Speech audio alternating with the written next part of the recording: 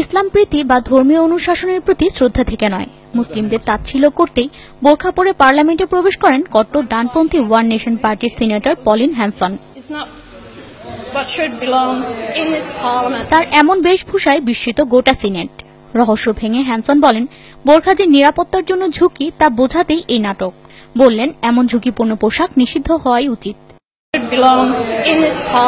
এই বোরখা অস্ট্রেলিয়ার সংস্কৃতির বিরুদ্ধে, তাই এটা খুলে ফেলতে পেরে খুবই স্বস্তি লাগছে আমার, কারণ এটা অস্ট্রেলিয়ার নিরাপত্তার জন্য মারাত্মক হুমকি। ভুলে গেলে চলবে না, 3টি বড় সন্ত্রাসী হামলার শিকার হতে হয়েছে আমাদের। অস্ট্রেলিয়ার বেশিরভাগ জনগণ এটি নিষিদ্ধ করার পক্ষে। অবশ্য সিনেটরের এমন যুক্তি ধোপে টেকেনি, বরং এমন স্টান্টবাজিতে চরম ক্ষুব্ধ বাদবাকি সিনেটররা।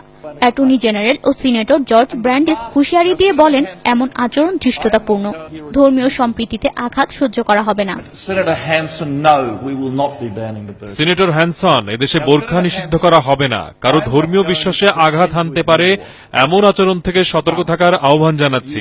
আর সন্ত্রাস দমনে কাজ করছে গোয়েন্দা এবং নিরাপত্তা রক্ষাকারী বাহিনীর সদস্যরা। নিরাপত্তার অজুহাতে পোশাক নিষিদ্ধের যৌক্তিকতা নেই। পলিন হ্যানসনের এমন মুসলিম বিদ্বেষের সমালোচনায় মুখর হন প্রধানমন্ত্রী ম্যালকম টার্নবুলো।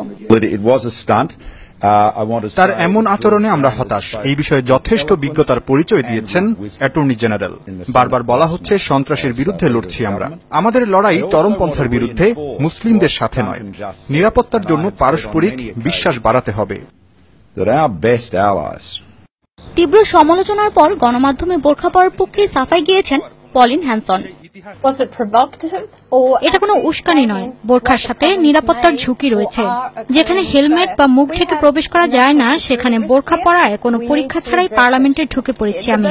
পুরো বিষয়টি নিয়ে নতুন করে বিবেচনার প্রয়োজন। অভিবাসন ও ইসলাম বিদ্বেষী হিসেবে এমনিতেই যথেষ্ট পরিচিত পলিন হ্যানসন। 90-এর দশকে এশিয়ার অভিবাসীদের আশ্রয় বিরোধিতা করে আলোচনায় আসেন তিনি। সাম্প্রতিককালে বোরখা এবং মসজিদ বন্ধের মিশনে নেমেছেন তিনি। হাসিনুস সাবা, যমুনা নিউজ।